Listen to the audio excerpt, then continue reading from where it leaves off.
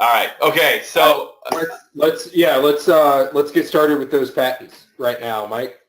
let me see if I can find something real quick.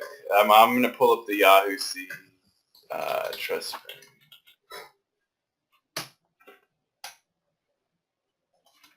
Let me see if I can find that patent real quick, because I wasn't planning on pulling that up. There was a lot of freaking no's, and I think I might pull it up. Okay, perfect.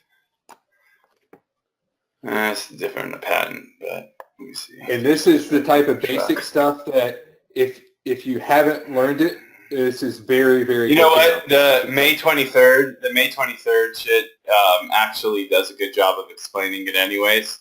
We can kind of just explain it off the bat. A seed site is a site that Google trusts. Why would Google want to trust a website? Why would they need a site that they trust implicitly? And why is it important in linking? Yeah, we can get to the linking, Brad. Why don't you let them answer the first question before I come up there and kick your ass? You wish. No, you're too short and used to fight MMA. I ain't doing it. Why would they want a site that is seed that they can trust? All right. Yeah. Okay, that's perfect. So basically, they want to be able to know. Yeah, and the person said relevance in the keyword. Basically, there is a little patent they released a while back. Let me see. I think I might have the distance graph patent up. I'm not positive. Yeah, I do. Let me take the screen real quick. I didn't change me. All right, show my screen. So, you guys got my screen? Yep, you're good. All right. So right here, you see that this patent, it is from, let me see, from October 20th, 2015 is when it was actually granted. But what you'll notice is it says producing ranking for pages using distances in a web link graph. A web link graph is basically a graph of what links together online.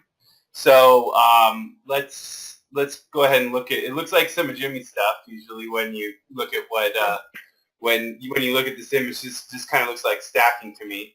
So what you have is a picture here of distance, right? And Google wants to know what a seed site, which site can be trusted, aka what we're going to call a seed site, so it can determine how far away from that site you are, right? So if you look at this graphic right here, you'll notice that page 112, it's, I believe, the one, actually it's 114. 114 has links from page 110, seed 110, seed 108, and seed 106. So it actually has links from 3 of the seed sites for this market. Let's consider this red apples or apple weaving. This is apple weaving market. And in the apple weaving market, there's 3 seed sites. And Google says, oh, I want to find out what sites should rank on page 1 for apple weaving. Now, they can do this determining which sites have the most relationship, the biggest relationship with the seeds in that space, we'll say. And so what you'll notice is you've got page 124 down here, who is 1, 2, 3 hops away from any given seed. They're down there. So they have a much less chance of ranking for this query than page 114, 112, or even 116. Because what you'll notice on 116, they've got 1 link from a seed, and then they've got links from seeds, from pages that have links from seeds. So seed sites are sites that Google can trust to actually prove facts to them. They can actually trust the facts that Google, that the sites actually give them. And a link is essentially a fact, right? If you look at a link, it's a vote, basically. So as we look at links, we need to keep that in mind. Now, back in May 23rd, there's a patent that everyone should have paid attention to. If you haven't seen it, it's definitely something that you want to take a look at because it really goes into some things they do with seed sites. For those that said they didn't know what seed sites were, did that answer the seed site and I guess also the distance question that came up as well?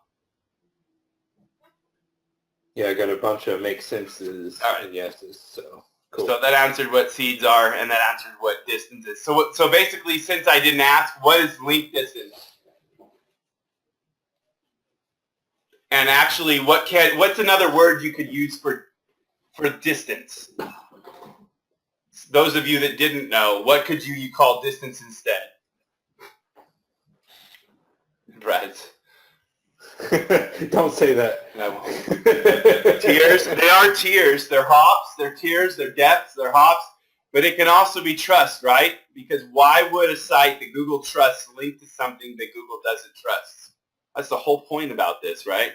And what's freaking crazy is there's a patent that came out on the 23rd, and that patent talks about delivering search results. Let's see. Obtaining authoritative search results, right? Okay? Is what that was, and that was released on the 23rd of this year in May. So one thing that is extremely amazing to see is, let's see where that portion is on here, if I can find it really quickly. Determining secondary search using search query to search result. They actually discuss using seed sites to deliver the full set of query, the full set of SERPs, and the full set of results for a given query.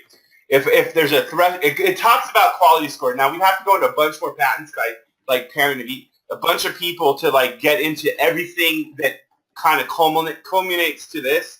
And you know that stuff kind of is mapped around like user engagement, quality score, and then keyword mapping with RankBrain. But it actually gets into the point where once they trust the site, and once the site is a true authoritative site, which is a seed site, then they actually will use that seed site. They will go, okay, let's see, down here. If there's not a threshold that's met, there's a bunch of spam in a query. All sites are below a certain threshold. Say there's a 75% quality score, and they realize in this query only 75%, or actually 100% of the sites that are returned from the regular database. So they rank it based off of the on page. They rank it based off of the page rank, and then they do the rank score modifiers, and everything is below a certain quality score.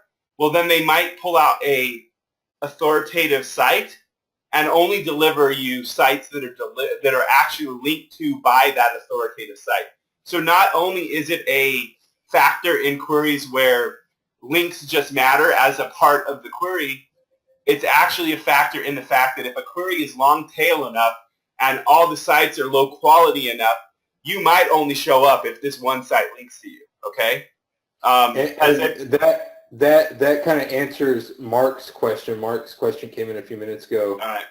My question is, how does Google determine what a seed site is? Well, that's what we should be trying to do. How would you do that, Mark? Just curious. Yeah, answer it. Based on what Mike just said. Answer it instead of ask. See if you can answer it. Answer it the best you can. Yeah, based on what Mike just said.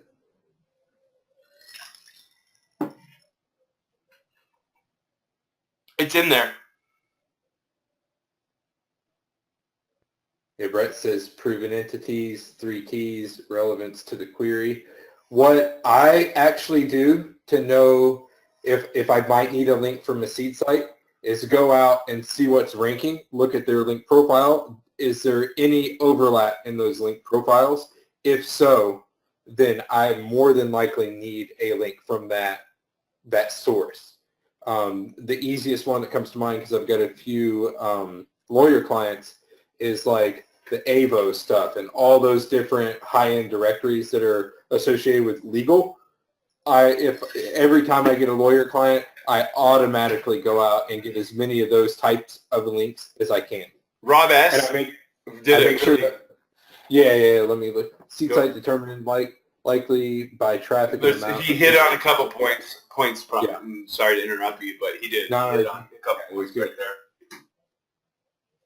So actually, it's interesting because there is a confidence score, basically, which is quality score. Josh, I would call, you can call it an information retrieval score. You can call it a confidence score. You can call it a quality score. but the system can also assign respective confidence scores to authoritative sites that are associated with a keyword. In other words, a single keyword can be associated with multiple sites, and each of the multiple sites can have a respective confidence score. The confidence score can represent the likelihood that the keyword if received in a query refers to that authoritative site.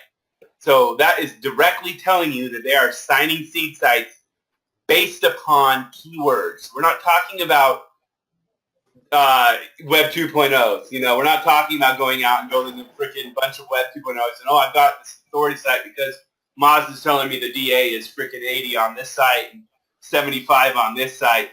They are telling you in this patent from the 23rd, literally that every single SERP can have a separate authority site. CDC.gov is relevant to Ebola, but it's definitely not relevant to car wash near me, right? I mean, there's just no relevance there whatsoever. So why the hell would CDC be a seed site for that query? There's absolutely no way. Which T does that revert back to? What we've been telling everyone on webinars recently, and we haven't covered that on this webinar yet. So there's three T's. No, we haven't. There's three pillars. There's trust, traffic, and theme, right? This is going into 2018. If you understand trust, traffic, and theme, you understand SEO in 2018. So what T does that pertain to? Basically, I'm pulling up stuff I shouldn't. What does that tell you? What T is that if it's telling you that CDC is an authority on Ebola, but it's not an authority on car wash near me? Exactly, the theme. That's the theme and the relevance. And then you add traffic in on top of that. It's like the marketing triangle. Well, it's the SEO triangle. That's what the patent goes back into is the third is the traffic, essentially. So the traffic is actually one way that they can start to assign confidence or quality scores or information retrieval scores for different keywords. If the it's not, oh, I'm getting a ton of traffic. It's how that traffic behaves. I mean, it's an engagement score. It's essentially a quality score. And once the site is assigned to a keyword and mapped to a keyword, the important thing to remember is that if you're doing white hat and you're not just trying to use this for manipulation, is if you get the right assignments, you can be mapped to keywords and shit can be delivered based upon what you say. A SERP can be based upon what you say if you do SEO correctly, right? I know Josh likes that, and Josh is in the audience, and he's been saying this, and we've been talking about this for years upon years. We've been talking about Brad and Josh and I and people around us, Angel and Jimmy, have all been talking about this forever. But you can assign yourself to a keyword and be an authority in that keyword and have Google look at you and say, hey, what does this site say about this topic? The three T's are trust, traffic, and theme. And we had actually been using the three T's unknowingly, or I guess without naming it for a while, and then Mike's like... Josh says since Hummingbird 2013, I don't know, I paid you for a consultation in like 2012 or 11 just so I could start a conversation with you, dude. So we could meet. I remember that consultation. Sorry, you're cheap. A few people are asking where the traffic plays into it. That's traffic to the actual linking site and also CTR, click-through rate, from that seed site to your money site. So they both come into play. This is interesting. Usage engagement based on keyword category mapping, right? So there's a query. Does everyone understand what rank score modification is? Does everybody understand how Google ranks a website? Google looks at page rank. First, this is what they do first. They look at page rank, and then they look at your on-page shit, right? So once they grab your page rank and all your on-page, then they have a site. They have an actual list of an ordered list of websites. And there's all this crap that gets thrown at it, like Panda, all these things that are rank score modifiers that will modify the rank score, right?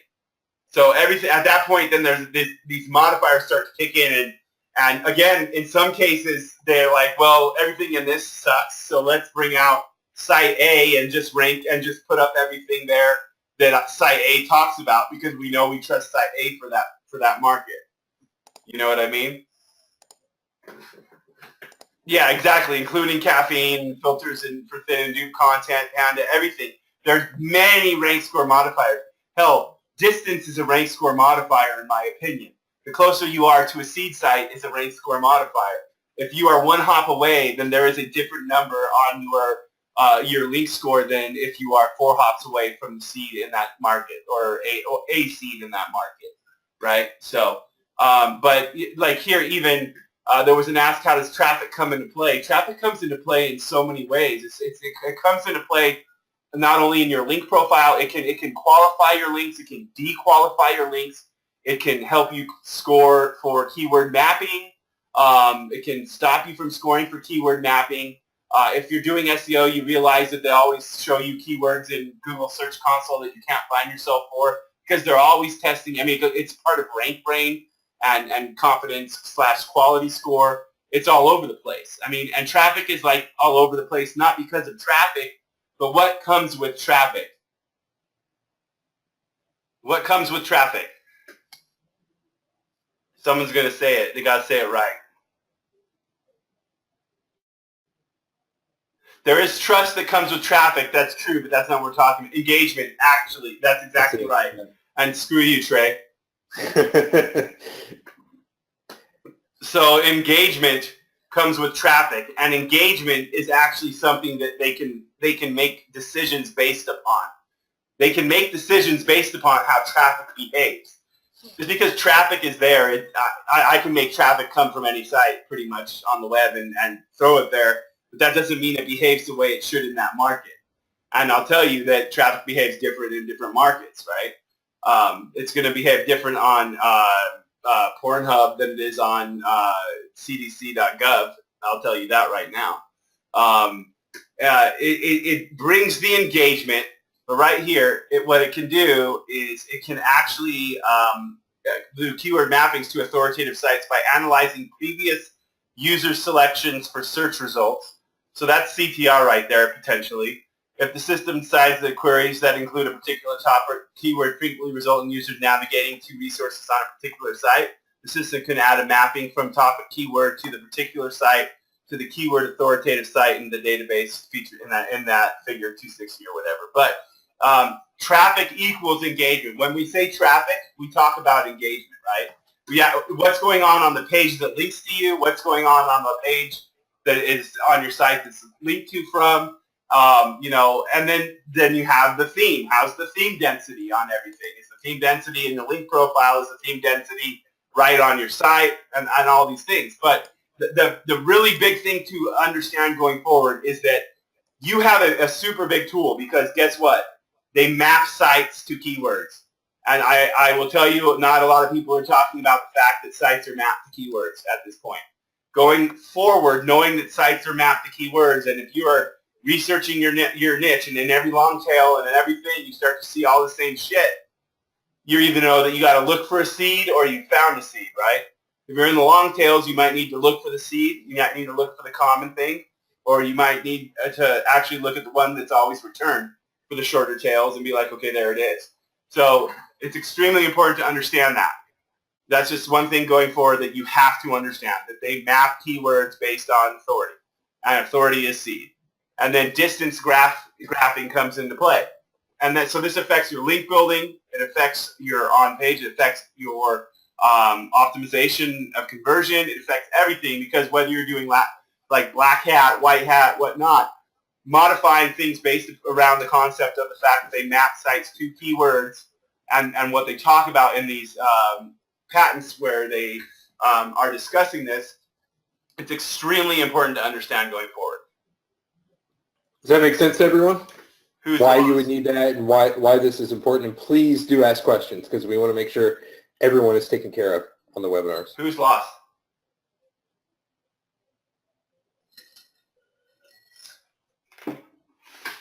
We're going to get into that next, friend. I don't know why there's so many friends. It must be Yeah, a lot of people are showing up as friend tonight. I've never had so many friends in my life. It's probably one person. One It's not. I mean, I actually know the emails, but it's funny. You don't have that many friends. I had that No. many, bitch. Yeah, it's probably who it is, Mark. Yeah, Mark. One or two of them are in here. I'll tell you that right now. Yeah, it's all good. You see the map sites to the keywords. Is it domain level or URL level? I'd say it's going to be always going to be as granular as possible for a query.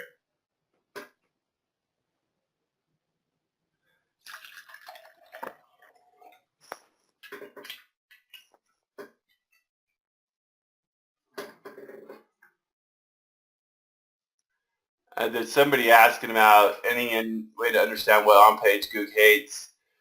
Any app stuff they hate, just going off of engagement. Just don't overdo it anywhere, in my opinion. Jimmy, Don't repeat keywords. Yeah. That's a good one. What's that, Angel? No, I said don't repeat keywords because most people, there's no reason. they're stuck on using that one keyword like 20 different times. But And We've got this thing going on here soon where we're going to be talking about content scoring and how to actually score your content properly for a query for any given SERP, and it's been doing really well for us. Talking about going from like $72 CPA down to $16 CPAs with search, and you start using this kind of stuff to do it. When you understand all this engagement shit, then you can start scoring content and do it right, and make shit work the way you want it to. So yeah, it's been magical. But that's part of the bomb we're going to drop on Thursday. Remember, this webinar is going to build on tomorrow's, which is then going to build on the next night's, and it's just going to all like implode, explode, whatever you want to say on Thursday. So everyone needs to keep up if you can. So do you guys put your... it's a different. That's a mastermind question. Yeah, hold off on that. Yeah. Later, Josh. Take care, man. Thanks for stopping by. So as far as on-page, though, you don't want to have best plus keyword, best plus keyword, best plus keyword everywhere on the page. You just, have to have a keyword on the page to get into the SERP. You know, yeah. I mean, realistically, you need to have it somewhere on page. Yep. So is all of the patent stuff clear as mud? You guys understand the keyword mapping and all that? I know that's pretty high level, but we're gonna bring it down to my level next, and hopefully make it easier for a lot of the people in here. 100% clear as mud. Awesome. So I know I put it in the email, and I'm gonna deliver on it. But who in here is ready to see kind of how I lay out every single SEO campaign, pretty much? It's simple, so don't get mad when you're like, well, that's it. This is fucking it, because that's all. Hey, Brad, do you do this for $2,000 campaigns and $50,000 campaigns, or do you only do it for one? I do it for everything. Right. It's all the same. You just need more of it, or need more pages, basically. You need more link targets at the end of the day. That's the only difference, essentially, between a $2,000 campaign and a $50,000 campaign. Does that sound good to everyone? Mm-hmm. Can you explain what you mean by a campaign? Is like when you start ranking a site. Each site I'm ranking is essentially a campaign, an SEO campaign. The project, pretty much. Yeah, the project. So that could be like one of my affiliate sites, which I don't do a ton of. I do some. I mainly do client work, just because it's so damn easy to get money from people, and that's something that we're going to go over. Money from people to help them. So they're always making more money. Right? So I don't want it to seem like I'm scamming anyone, because I'm not, because I'm providing a reliable service. Actually, had a neighbor over the other night. She said she works for a bank, and she says, my boss has a personal site. Could you rank for such and such plus mortgage? I said, yeah, I could do it. She's like, well, he was asking about you and wanted to know if you were legit and, if you could actually do stuff. And she told him what car I drive. And he's like, that means he's just price gouging people. I said, no, I know what I'm fucking worth. I know how much I can help someone. She's like, oh, yeah, that's a good point. No, it's 100% true. And that's the thing is that people have to understand it's not about keywords. It's about freaking revenue. Revenue, like if you go backwards, it's about money. You go back a step, it's about traffic. You go back a step, it's about rankings and keywords. I Right? will tell you, there's a question in here about average length of time with client for SEO. And if you're only keeping your clients for 3 months, you suck at SEO. Sorry. Our client relations. I've had when I That's used true. to suck That's at true. client relations. You can fuck it up when you're good, even if you don't. And even on higher level campaigns, when you get into like 6-figure or mid and high 5-figure campaigns, you can even fuck it up, even if you're doing everything right. But 3 month a 3-month campaign is what people that are doing the churn and burn, they're doing the client management method, in my opinion. If that is what you're doing, you're freaking, you know how many people you need to sell in 3 months, and you don't care what happens to anybody you bring in. And that is the snake oil in the industry. And if that is that should not be where you're at. You should not have a 3-month relationship with clients. A lot of times too, for the people that are doing legitimate SEO, it's about setting expectations in the beginning and then delivering on those expectations and reminding the people of the expectations that were set in the initial campaign. There's clients we have to sell every month. Yeah. Yeah, we got a message where, like Mike said, we reduced their CPA. That's cost per action. That's every sale they get costs them X amount. We reduced that from like the mid-70s down to like below 17 now. Without screwing up their value, the client, you know? Yeah. And they're asking us about the KPIs and everything. I said, yeah, we'll gladly go over that. You know, we just say this, and this. We're going to do this, and this. Sound good? Okay, great. And then they give us another check. Guys, there's ways there's a comment in there that says, I just want my churn and burn for my tiny niche sites. You know, that's great. And even if I consider those the same thing as local clients, you can do those types of sites, pull in the money and have those relationships and maintain them long term. There's ways to do it. Like you don't have to be short term on anything if you don't want to, even if it's spam or local SEO. Like you don't have to, and like small contracts, like that was one of the hardest things I ever cracked, was like how do I take care of mom and pop without like just like forgetting about them because they want to talk, and how do I do this? And that's part of the pain of SEO, when especially if you're doing local SEO. And that was one of the hardest things to crack for me, was the smaller clients, not the larger clients. Yeah. Yeah, and I know Corey's going to get into that quite a bit on Thursday, and he and I like to call it diversification of our SEO portfolio. So we have our larger clients, but you don't want to just have one large, huge client, because what happens if they leave, right? You don't want to think negatively like they are going to leave, but, you know, worst case scenario, they leave, you've got no money. I hope you saved, right? Now, then you've got your mid-level clients, and you've got your smaller clients. None of those, in my opinion, should be churn and burn, unless you're just like, you're taking their money and not doing anything. Even then, they might stay on, you know. But yeah, Corey's. That's the way it should be. I don't know who it is. I'm sure it's someone we know or somebody new. I'm not sure. It's a friend, but they said, I've had several clients for over 4 years. My clients don't leave. They are local. And that's the way it should be, because the relationship should be about bringing in revenue for your client. And I don't give a shit what anybody says. There's a lot of people that are just out there in this industry that just sell contracts, and they try to keep people for X amount of months, and then make sure that they know what they're going to lose in X amount of months, and they make sure they sell more than that in that amount of time. And it's a horrible freaking thing, and you don't want to be running your business that way. You want to be running your business in a way where you are able to make everybody around you money, because you're making money as well. It's about abundance, and you can do that. It's freaking easy. It's not hard to do. And that's how you build wealth, and you build your client base up and up and up. I just had a personal injury attorney. I think they're paying, between $6,000 and $8,000 a month. I don't even remember. But they've been on for exactly a year now, and they just signed on for 6 more months. They always do 6-month blocks, but they just signed on for 6 more months. Mark. Something like that, Mark. There's, I've got friends. I've helped people build agencies and seen them turn into just that, unfortunately, where they know that they have somebody for 4 months, 5 months, 6 months, and they have to turn over this many people, and they need to re-sign this many people in that amount of time, and that's how they run their business.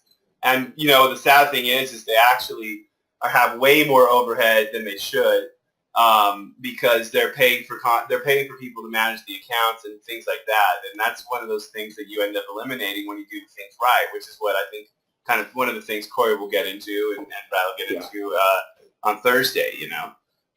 Yeah, exactly. So everyone want to see an SEO campaign outline, as simple as it is. I know I'm going to disappoint everyone, but, you know, I'm a caveman. I like to keep it simple. That's all right. I'll tell him a story about how he told this one guy that his current SEO provider was just doing shit to look good anyways. I said that? No, I said it to him, but you were on the phone. So okay. But I'm going to hand you, or you take the screen because that part disappeared on me. Yeah, I'll take it. Show my screen. So did everyone get signed up for the webinar tomorrow? Because the build, and you're going to fucking love Steve. He's a magician. Oh, dude, ninja, you've got no idea. Seriously, be there tomorrow, like no matter what, because this guy has blown my damn mind for the last 9 months. He helped us help someone sell a business for what is just sickening to me that shouldn't have happened, but whatever, it did. We should have had points on the company, but yeah, we fucked up, dude. Yeah, a lot of people have not heard of him. A lot of people have. We'll get to it, Drew. You'll find out. Just know he's a badass. So here's the link. Let me grab this again, and I'll just post it again for those of you who weren't here when I posted it the first time. So, but this, like I said in the beginning, and I don't think that part was recorded, but so I'll say it again. As excited as I am about this, and as much as I love SEO, I am 10 times more excited for what we've got coming tomorrow and Thursday. So if at all possible, please be guys, there. it all ties together to make everything work. Exactly. We're going to go over this. We're going to go over tomorrow. We're going to go over it with Corey, and then it's going to be like, bam. And then you just go make money, in my opinion, if you take action. You're not going to make shit, just sitting there, but what? it is what it is. Yeah. Well, Unless you get it, Brad. Yeah, Angel does, but we'll send this to all. Yeah, so everyone should have it. So everyone want to see my badass SEO campaign? Oh, yeah. I know Angel's been waiting on this. Let me take down this. Yo, he called me today. He's like, dude, is Brad going to do that tonight? I hope he is. I hope he is. Brad's game plan, I got to see it, man. Yeah, exactly, because Angel has all kinds of trouble range. He said, I hope it's wax. Yeah. That's an insider right there. That's all it is. That's what it says. It's a document that says wax. That's funny. Wax on. Wax off. Month 2, 3 plus. Angel, you going to help me out a little bit here? Yeah, man. Yeah, just tag me in, bro. Yeah, month 3 plus, because I know that's where honestly, you can outsource everything, Angel, but that's not what we're here to talk about. So month 1, you need to set up their pages. You need to make sure that they're on pages right. You need to go through their site and make sure everything is right.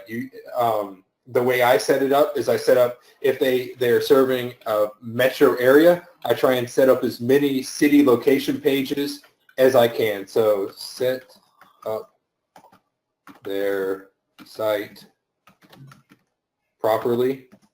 And that can mean other things if you're not in a local campaign. Like recently, national campaign needed a glossary, So it might not be about local pages. It might be about something else. So just keep your mind open. You can do all of this. Like even though if it talks about local, keep your mind open and you'll see why this all can be used for whatever campaign comes to the door. It doesn't have to be a local campaign. This will be for a client with an existing site, or if you're building a site, of course you would do that too. But a lot of times you have to go in and you have to de-optimize stuff. Someone asked, what do you mean by set up properly? We just mean not over-optimized, because if you're over-optimized, if you've got huge images at the top, just, basic SEO stuff. So like if you've got your URL, your title, and your H1 all match, that's typically going to be over-optimized. And then you mentioned the main keyword a few times in the the body, that's typically over optimized. What I do is I do the main keyword or a close LSI in the URL, a different one in the title, and a different longer tail one in the heading. Did everyone get that and get it written down? If they didn't, they didn't. You know, there is SEO family that I can't let you go into everything because it can. The big picture at the top, TJ, can be an issue a lot of times because of Panda. They look at that as an ad. So if you're stuck and you've got a bunch of big images at the very top, just put like a sentence above there. Even beyond that, we have a client that's losing ranking because of a large image on their blog section that they just won't fix. You know, and it kills bounce rate too. Exactly. The way they have it. What I was going to get at is that you can run into other problems as well. Cool. So make sure that is done. Another thing I do month one is if they have had a previous SEO, and you can always upcharge for this, I'll do a link detox. You can go order that, anywhere. I think they have them on Conquer, a good gig. So just, look up link detox or penguin penalty or whatever. Grab that off Conquer. Get that cleaned up. If you think there's an issue, if you don't think there's an issue, then don't waste your money. Also, get your entity built up. You want to have all your social ready to go. So they should at least have a Facebook page, have a Twitter, have all that stuff. If they're local, national, doesn't matter. You want to kind of tell everyone, hey, I'm a real business. I've got these. And what else should they have, especially if there is if it's a local business? What is the number one thing you should have if it's a local business? Get it right, please. Where are we trying to rank? That's it. GMB, there you go. Exactly. I want to reiterate that. Month one, if they don't have an entity created, start creating and start working on their entity because you're going to need to get into validation and consolidation. And you can't do that without it created on month one. Exactly. And it's as simple as setting up, like 10 branded profiles for the business, and you could go as far as setting up a persona that's tied to the actual business. So you have a set of 2 entities that you're associating with the brand that you're building. Yep, exactly. And then the schema comes right into the play. So you tie that all together in the schema markup. And if you want a badass entity guide, feel free to go to nfg.com in the main menu. Angel has an entity guide that he put together for free for everyone. So do that month one. Go through his entity guide and just replicate it. Easy as that. And keep in mind, everyone, as we go through this, I know a lot of people are probably taking notes. I know I get excited when I talk about SEO and I talk fast, but there will be a replay. We will post it. We'll send it out to the group. We'll try and get it to everyone. Sign up for the webinar tomorrow, and we'll get it to you first thing, tomorrow on the webinar. Yeah, we'll do some Q&A. Exactly. Get all that. But when you go into a client meeting, if you're like, all right, here's what we're going to do. Month one, we're going to do this. Month two, we're going to do this. Month 3+, we're going to do this, and we're going to drip these out. If you do that, you sound like you fucking know what you're talking about. And they want to work with someone that knows what they're talking about. I've been in places, it's like the last person couldn't tell us at all what he was going to do. And he was kind of like, we're going to build some links, and we asked to see them. And they told us no, and they were kind of mean. So we fired them. Yeah, they didn't go in. They weren't confident. They didn't know what the hell they were doing. So then we come in, we take their money, we help them, help them make more money, and then everyone's happy. Then you give them more line items and make them more money and make yourself more money. Exactly. So everyone got month one. That's pretty much it. I keep it simple. Tell me yes or no if you got month one. If I see any no's, or if it's a no, just post what the question is. I want to make sure, because this builds on everything. Yes. All right, I'm not seeing any no, so I'm going to go ahead. So month two, if they do not already have it, I do a branded push. What's this doing? Everyone know what a branded push is? And what is it doing?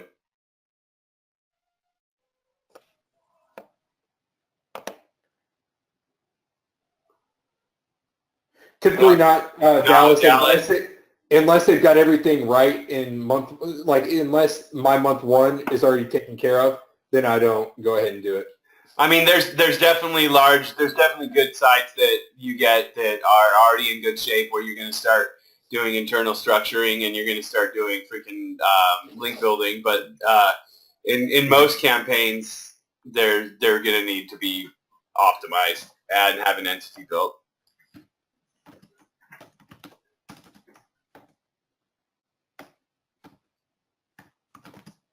John's. No, that's my favorite friend. I know, that's what it was, like a Freudian slip. Remember? All right, so say we've got company name John's Plumbing. What would be some, and his URL is? He bought an age domain named Monkey's Flowers. Exactly. So this is his URL, and like one of his main keywords is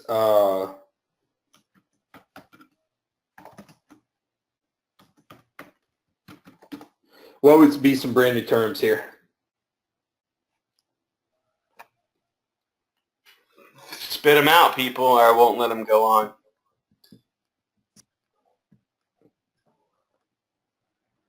Plumber service. That's not branded. That's broad. Yeah, definitely. Broad. That's like market level. So it's all good. John's Plumbing is good. John's phone number would be good. So here's what I do for branded. I do a pretty good mix, but I'll do URL. So I'll grab, johnsplumbing.net. I'll do variations. So I'll do HTTP. I'll do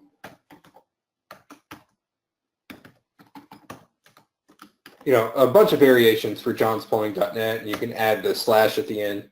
So I'll do stuff like that. I will do, of course,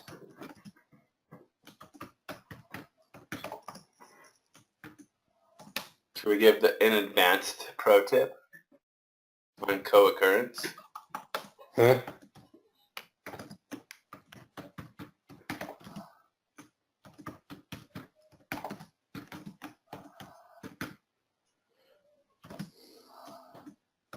And I'll just say, as it's being typed out, you can actually think beyond your anchor text, and you can think about what's around your anchor text.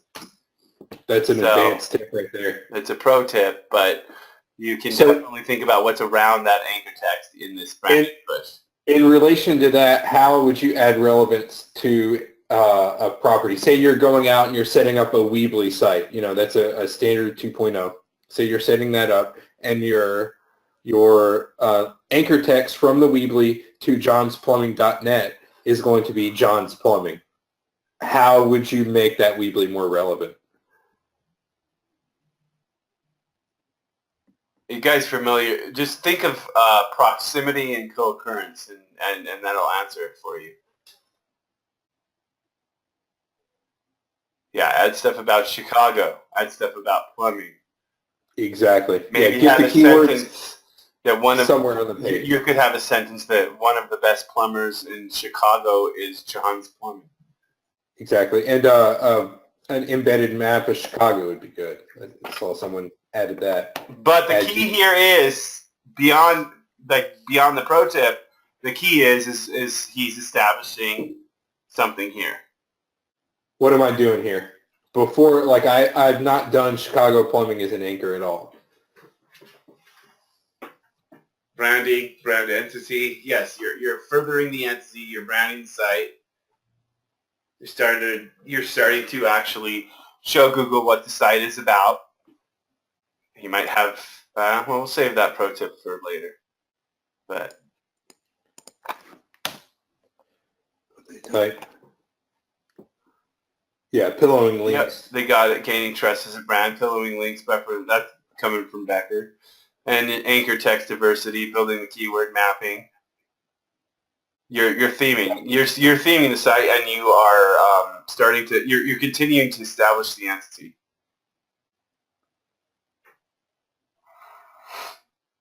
Exactly. Yeah, you're establishing trust, as someone said here. So that's good.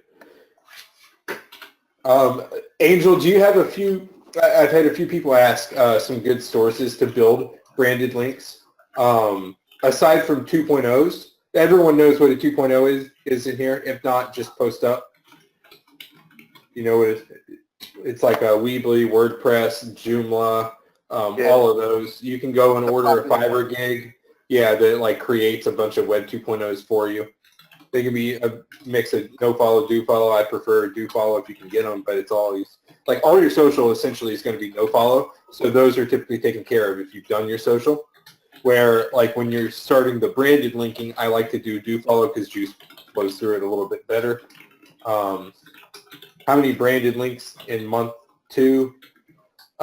Just a handful. It doesn't have to be a bunch. Yeah, there's no exact number. Just go out there and grab some. It also depends on how new the domain is. So like if you're working on a brand new domain, you don't want to overkill it. But if it's something that's more aged and you're just trying to solidify a brand that they may not claim it yet, like they're lacking on certain social profiles, you might want to go a little more aggressive. Except, yeah, I'm just gonna say, and then I want to say it so bad. I want to say what happens when you go beyond what everyone is thinking about right now and do certain something and have a site ranked in a month and a half without everything, but I gotta keep it quiet. You stay here for the live event. I know you, man. Just save it. I want to say it's so fucking bad.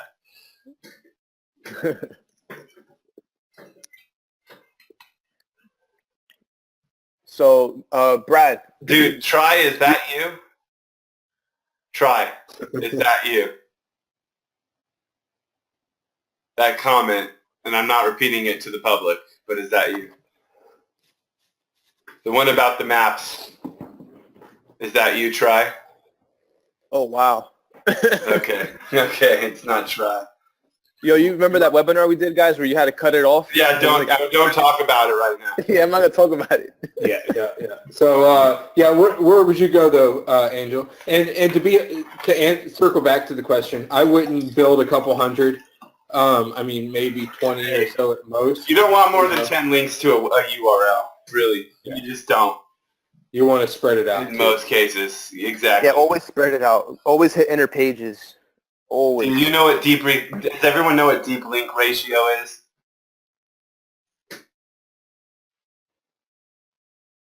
No? Yeah, basically you don't want to keep hitting the same URL over and over. You want to spread your links out throughout the entire domain to bring the entire thing up so you don't get hit with the penalty or anything. Yeah. Do you want to do a real quick Google search for deep link ratio so they understand it, Brad, or do you just want to leave it as is? You're not sure what Google is? Yeah, how is that? BING? Yeah, right. Deep link ratio. You guys can research this on your own, but we'll show it to you tonight because we're feeling nice. SEO book? Or yeah, I go with frickin' Aaron. Yep, Aaron's good, dude.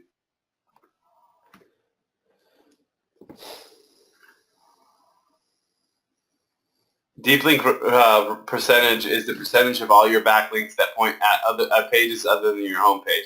It is the ratio of homepage links versus internal links, and it is a factor. So, and beyond that, what I will tell you is there's more than that now. There is what is going on with your internal links as well. So, you need to be thinking about your velocity and where your velocity is pointing, and making sure it's not pointing exactly where you want to rank. So Angel, where would you go to get some of these branded links in? We've got our social out of the way. We've got all that exactly. stuff. You got your main Web 2s. I mean, I would look at like untraditional spots like Brad, if you do a quick search for TED Ed, Project Nucleus, this is like a unknown source that, me, Mike, Brad, like we've been gauging links from. And it's just a place where you can get your your branded links in. Let me see if you can find it. This one? Scroll down. No, that's not it. That's some chemistry crap. They deleted your account, bro. No, I got it. Remember when that one group did that webinar that got everyone's maps deleted? Oh yeah, bro. Yo, Brad, let me get the screen. I got it up on my screen. All right, cool. Everyone's shit got deleted overnight, dude. Coming at you. All right, cool. Yeah, let me know if you guys can see. Mm-hmm. Yeah, so this is Offside, a Brad. place where, can you guys see now? Yeah. So this yeah, is the you're good. place where I like to get my links, just stuff that you don't see everywhere, like TED Ed. You pretty much like embed your YouTube video, and you could also link out to your entity profiles. So you're kind of getting, multiple targets off of one property. And this is obviously going to be a branded type of link that you're adding. So if you're trying to look for link sources like this, similar to like TED Ed, just hit Google up. Showmeaboutus.org, Yeah, exactly. Like that. That's another example. But a good thing to do is you go to Google and you start using search modifiers. Yeah. Like you could do like create new in quotations, type your niche.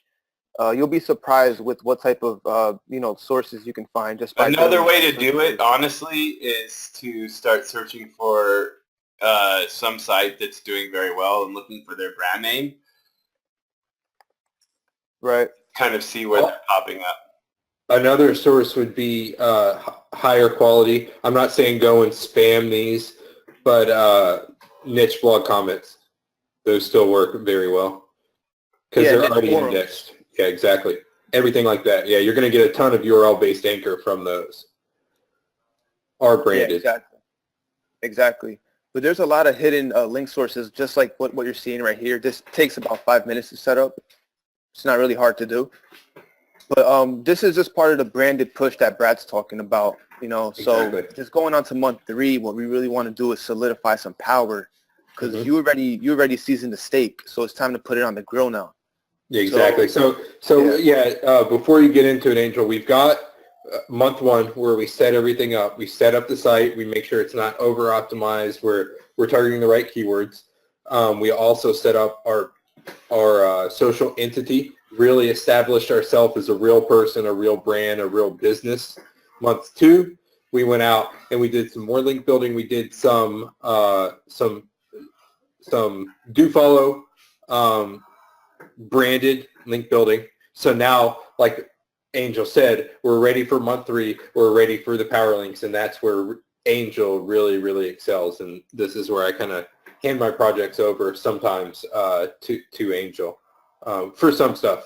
So Yeah, So I want to ask people in the audience, like, so at this point, knowing that you got your socials out the way, your branded push, what would be something that you guys would want to do next? And this is just I want to get the response from the audience, see what's in their plans.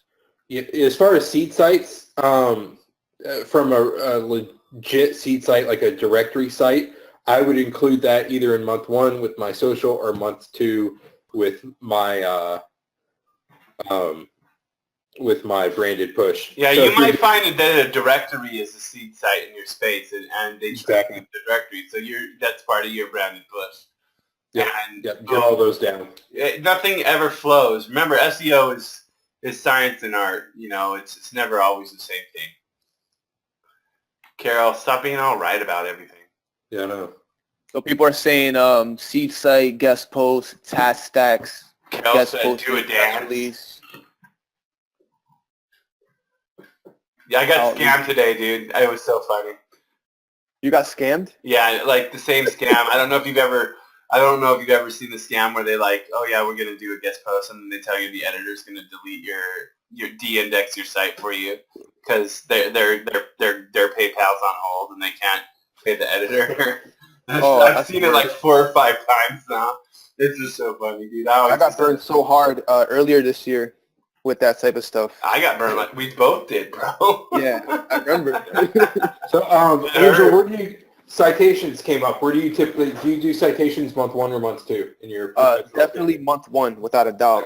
Yep, that And, goes along with your entity type stuff. Yeah, and I'll be honest, like this is another pro tip, somewhat gray hat. Like I'll still build a citation to like a lead gen or affiliate site, even if I don't have location. Really? Oh, absolutely. Yeah. Wow. But that's just what I do. I'm not saying you go do it. But Like we can go. Redirects are there for a reason.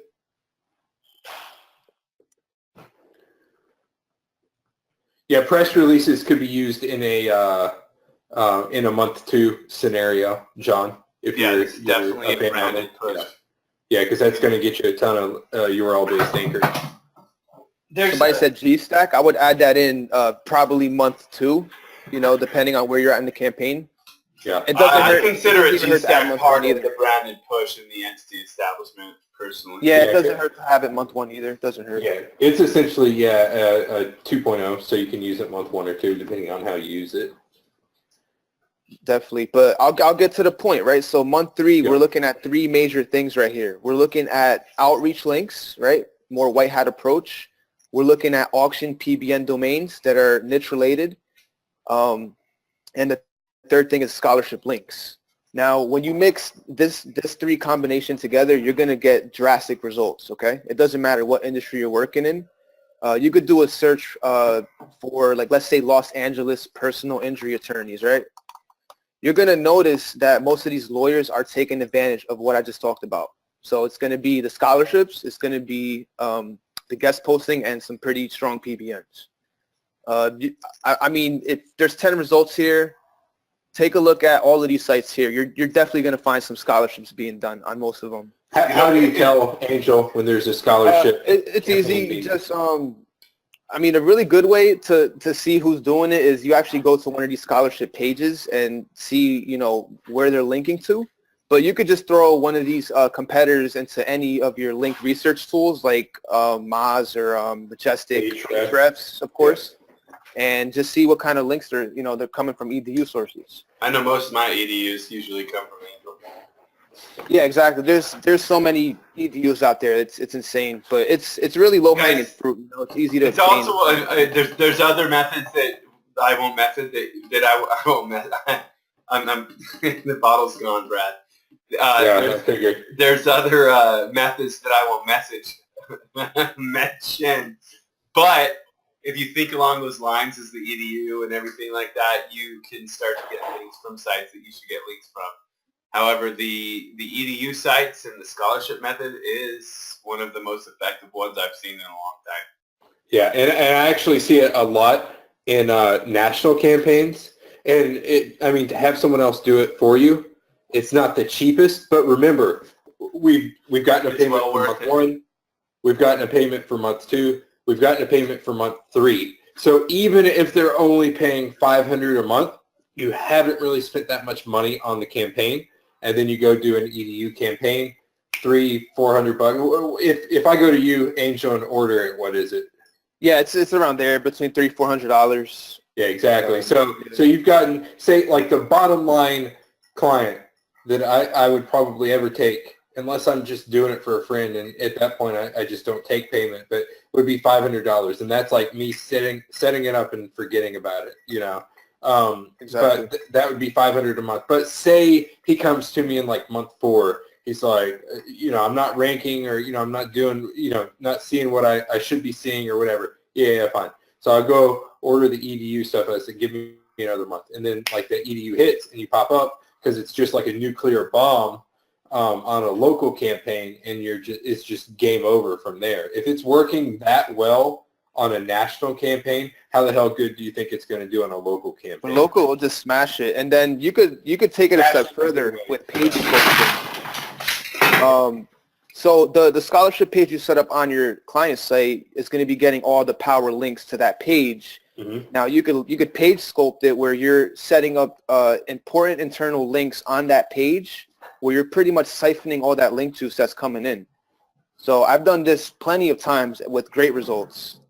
Ranks some pretty competitive keywords just by simply adding a few internal links off of my scholarship page. Did everyone catch that? Yeah, keywords and stuff. You guys should always be thinking about internal optimization. Always. Not just in month 1. Always be thinking about internal optimization, especially if you're publishing. If you're publishing and there's ongoing content creation and you're not thinking about internal optimization, you're missing out on a ton of theme density, and you're really shooting yourself in the foot. Yeah, that's something we might get into more Thursday. I think we're getting close on time. Does everyone feel like they could go in confidently and lay out a plan in front of a client And that's as deep as I go in front of a client, because if you go any deeper, then they start to think that they can do it themselves. And then that's not a position you want to be in. They want to try and pay someone minimum wage to do your job that you've paid thousands and thousands of dollars. I know at least I have like tens of thousands of dollars in my SEO education, in testing and the initial courses that I bought and all that stuff. They want to try and get someone in there and doing it for like $7.15 an hour. That's just not going to work, right? Not at all. Yeah, exactly. So don't give them enough information where they think they can do it. I know they still can't do it, but don't go in there and say, yeah, I'm going to do exactly this. You need to change your title text to this. Say, we're going to go through your on page. I do notice some issues. Once you pay me, I can tell you those issues. I notice that you've got some bad links. We're going to disavow it. Once you pay me, I can do that. Always, because what's the end goal, right, everyone? What's the end goal in SEO? Money. That's it. Get paid. And I will say it's money for you and your client. Remember that. And please be a real SEO. I'm not saying that from a greed perspective either. Look, I've got a house payment. I've got kids to pay for. We've all got to feed our families. I sold mine today, bro. You couldn't have gotten much. I've met him. I'm just joking. I've never met his children. Yeah, exactly. So ROI for everyone involved is the end goal, but you don't want them thinking that they don't need you, right? You have to be the linchpin for them to continue to pay. And I will say they absolutely do need you, because they do. You honestly, as your skills evolve, you can look at SEO as any other media, as any other paid media, where you stick it into a process where you have traffic, and you can look at all of the other freaking KPI points, and you can be that same kind of freaking analysis where you can show ROI, you can show them that this is how much money you're making off of me, and I will tell you, usually it's much less cost for them to convert with SEO than it is for other medias. Yeah, paid ads, the CPA never gets, hardly ever, I won't say never, but hardly ever gets down to $16 or less, That makes sense, everyone. Yeah. You have to know your worth, and you have to go in there with confidence that you are worth something. There's a question about site audits. You need to do site audits for yourself. You don't need to do site audits for every client, but you need to know that you're not spending money trying to rank a site that has a major issue that will never rank, right? And that is something that people overlook. I see it all the time, constantly. I can't tell you, there are some major SEOs that have taught you guys some very cool stuff that have come to me and said, why isn't this working? And a simple crawl fixes the problem, right? So it is important to understand the technical aspect. You have to look under that hood first, to quote Mark. Exactly. Did everyone? I think we've got it wrapped up. We covered everything that we want to do. Everyone enjoy it tonight.